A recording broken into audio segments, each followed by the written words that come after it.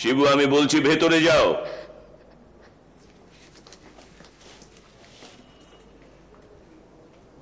কি চাই?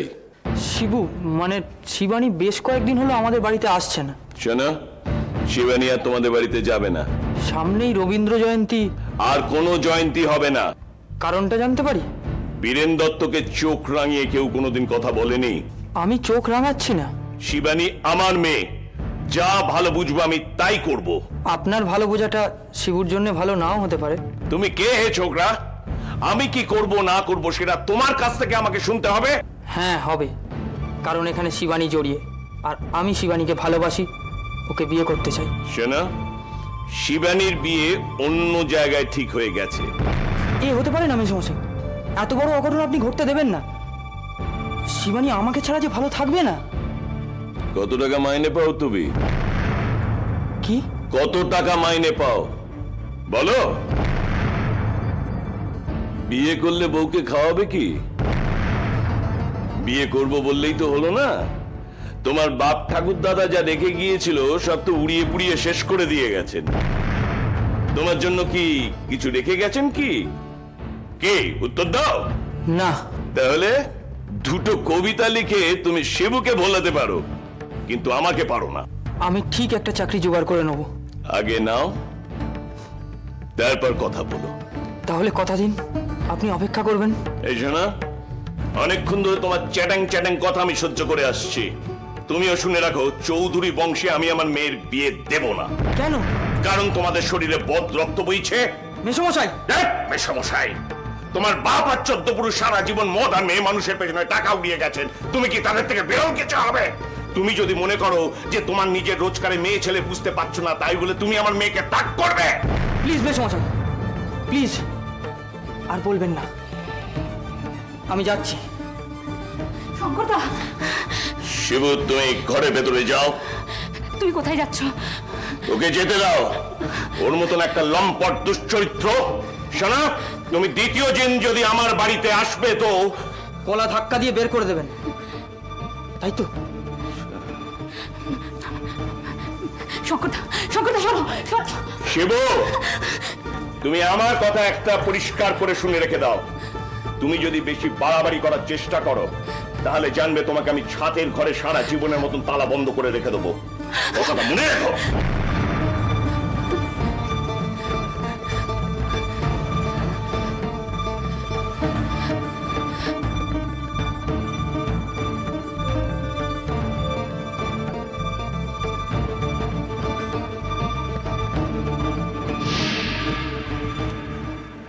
বয়স ছিল তখন আমার, ভীষণ দুঃখ পেয়েছিলাম। তোমার বাবার কথায় অসম্ভব দুঃখ পেয়েছিলাম। এমন দুঃখ পেলে যে শহর ছেড়েই চলে গেলে, একবার পেছনে তাকিয়েও দেখলে না, একবার ভাবলে না যে মেয়েটাকে ঝড় জলের রাতে আপন করে নিলে তার কি হলো? দিশেহারা হয়ে গিয়েছিলাম শিবু। কখনো কাঁদছি, কখনো পাগলের মতন ঘুরে বেড়াচ্ছি। তোমাকে ছাড়া জীবন কাটাবো আমি ভাবতেই পারছিলাম না। তাই শিবুকে ছেড়ে চলে গেলে? ছেড়ে যায়নি শিবু, ওটাকে ছাড়াই বলে। জানো শিবু, কিংসুক ঠিকই বলে যে ভালোবাসার নারীকে না পেয়ে শহর ছেড়ে যাও না। শঙ্কর কাকু, চা। বৌদি, বৌদি আমার দাও। কেন? আমি তোমায় বলেছি না, আমি যতক্ষণ আছি সমস্ত দৌড়াদৌড়ির কাজ আমি একা করবো, তোমায় কিচ্ছু করতে হবে না। প্লিজ গো, তুমি যাও। আচ্ছা, থ্যাংক ইউ। এই নিন শঙ্কর কাকু আপনার চা। আপনার চা। আজ কি অভিষেক আমাদের গার্জেন? না মানে আসলে সোনালী বলে গেছে আপনাদের যেন ঠিকঠাক মতো কথা বলতে দেওয়া হয়, কোনো ডিস্টারবেন্স না হয়, আমি তার দায়িত্বে বাইরে আছি।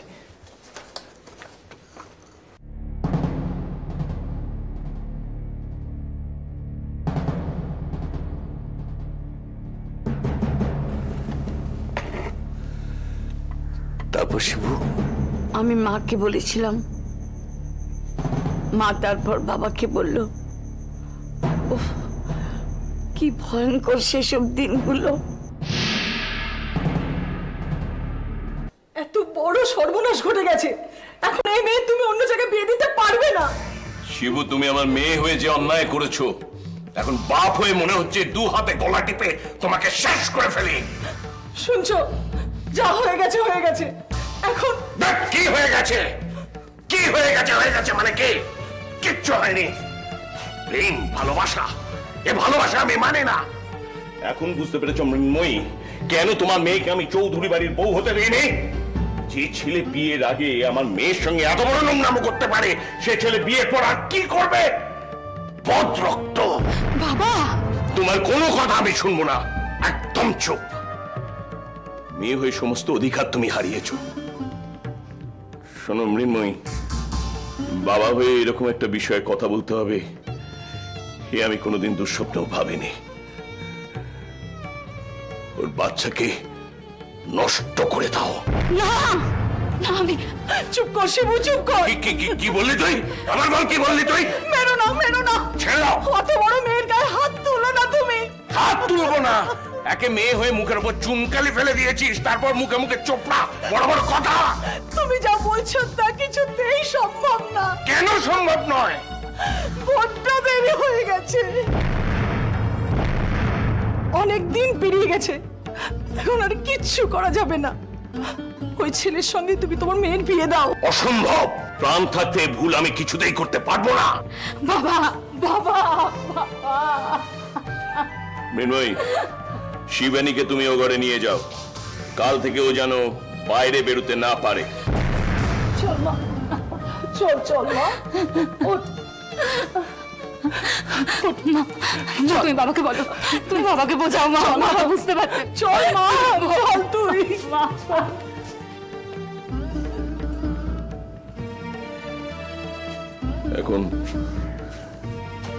এখন আমি কি করব?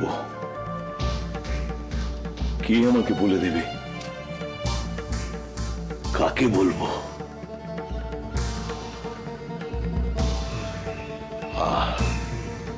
জ্যোতি, একমাত্র জ্যোতি প্রকাশ। জ্যোতি, যদি আমার এই এত বড় কলঙ্কের কথা আমি কাকে বলবো বলতে পারিস? আমি কার কাছে লুকোবো? এখন মনে হচ্ছে আমার জীবনের সবকিছু শেষ হয়ে গেল। আমার মান, সম্মান, ইজ্জত সব।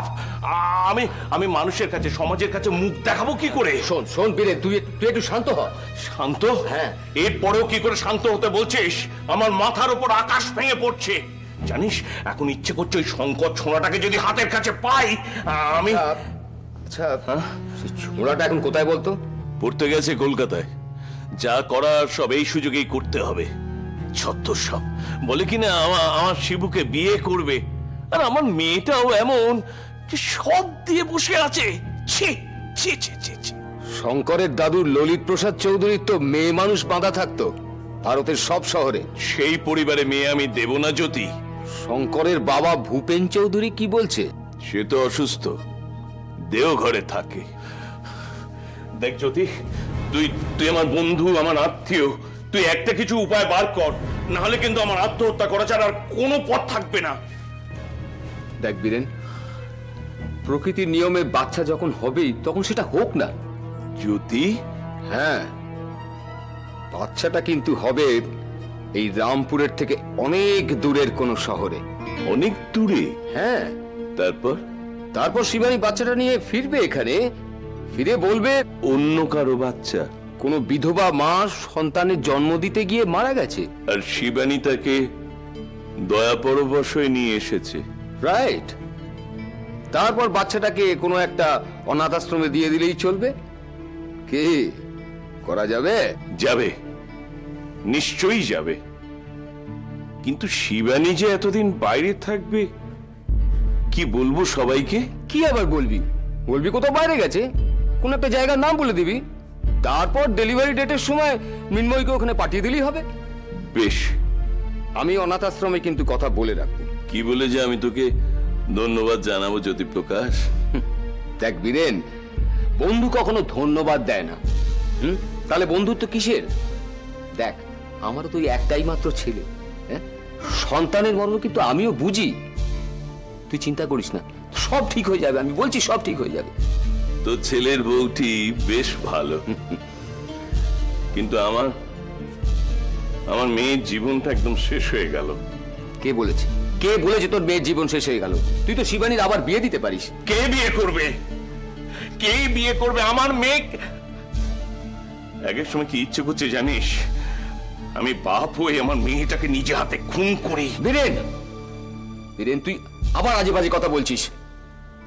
জানিস ওর কত ভালো ভালো সম্বন্ধ এসেছিল। আমার সন্ধানে কিন্তু একটা ছেলে আছে। তাকে আমি খুব ভালো পাত্র বলতে পারবো না, তবে বনদী বংশের ছেলে, আর সেই কারণেই পুরুষ মানুষ তো একটু আধটু দোস্ত থাকবেই। আর তাছাড়া তোর মেয়ে তো একটা হিল্লে হয়ে যাবে। সে যা তুই ভালো বুঝিস। ঠিক আছে, আজ তাহলে চলি। যদি শোন, ছেলেটার নাম হচ্ছে বিজন গুহ। বিজন গুহ? হ্যাঁ, বিজন গুহ কলকাতাতে থাকে। আমি তোকে ঠিকানা দিয়ে দেবো, তুই যোগাযোগ করে নিস, কেমন? আর হ্যাঁ, শিবানীর বিয়েটা রামপুরের বাইরেই কিন্তু হওয়া উচিত, বুঝলি? হ্যাঁ, চলি।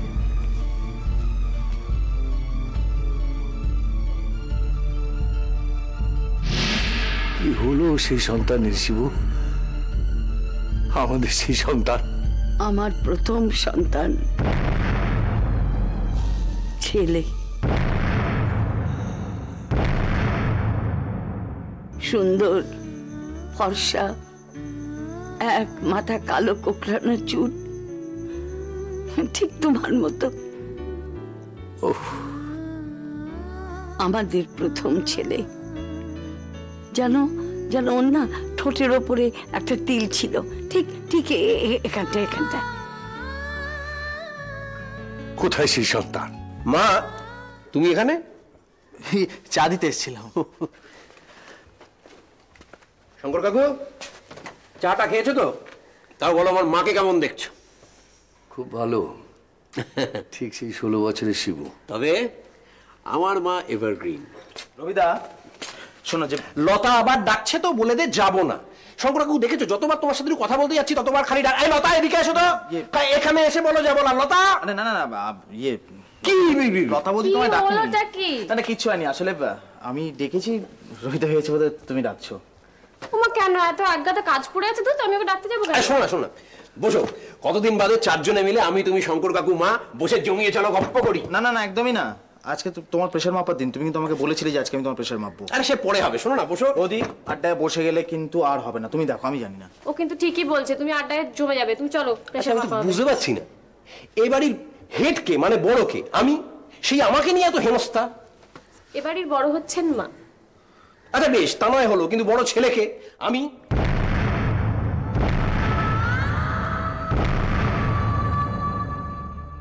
শরীরটা কিন্তু বড় ছেলে টড় ছেলে বোঝে না। হ্যাঁ, চলো।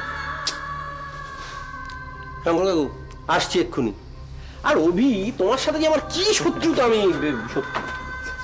ওদি, তোমাকে যেতে হবে, নাহলে কিন্তু রবিদাকে সামলানো আমার পক্ষে সম্ভব নয়। আমি তো যাচ্ছি। আসছি।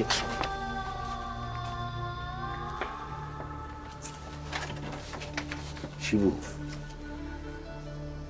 বলো সে কোথায়? সে সন্তানকে আমি রাখতে পারিনি। আমি স্বার্থপর।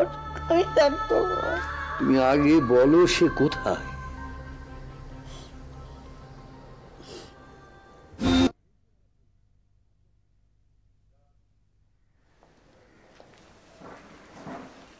ও তুমি জ্যোতি ঠাকুরপুর পুত্রবধূ তমালিকা রে।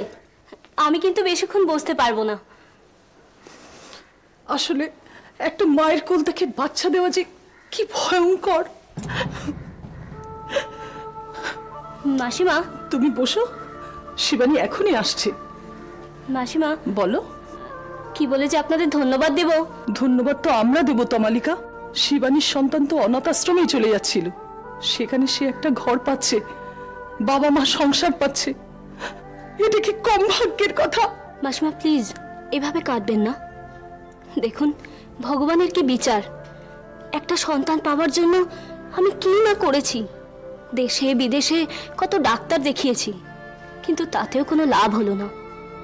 কিন্তু দেখুন, এদিকে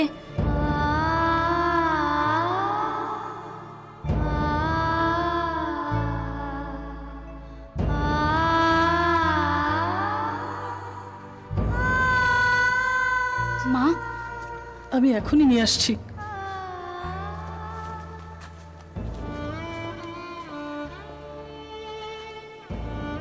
আমি তমালিকা।